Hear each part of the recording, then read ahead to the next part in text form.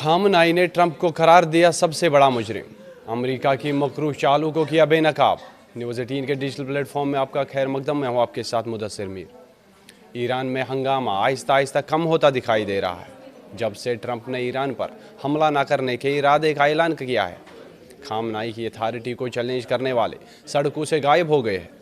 Trump ने अपनी नाक बचाने के लिए दावा किया कि हमला इस शर्त पर मुलतवी किया गया कि ईरान मुजाहिरीन की फांसी रोक दे।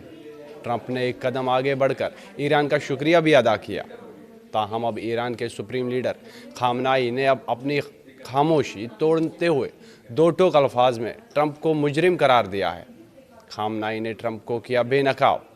हफ्ते के रोज़ खामनाई ने अपना पहला सख्त बयान जारी करते हुए कहा, हम अमरीकी सदर को ईरानी कौम को होने वाले जानी नुकसान और बदनामी का कसूरवार ठहराते हैं। उन्होंने ये बयान तेहरान में एक इज्तिमा से खिताब के बाद सोशल मीडिया पर पोस्ट किया। खामनाई ने कहा कि ईरान में बदअमनी एक अमरीकी साजिश थी और अमरीका का इरादा ईरान को हड़पना है। ट्रंप ने दिसंबर 2025 में ईरान में शुरू होने वाले मुजाहिरों के दौरान आग में ईंधन डाला।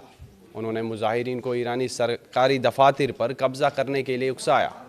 उन्होंने अमेरिका से इमदाद भेजने का दावा करते हुए एहतजाज जारी रखने पर जोर दिया।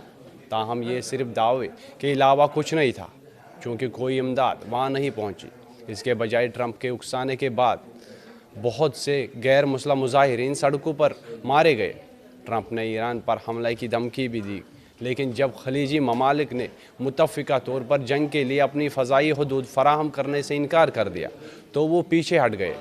बाद में ट्रंप हमेशा की तरह ईरान के हालात सुधारने का क्रेडिट लेने पर उतर आए।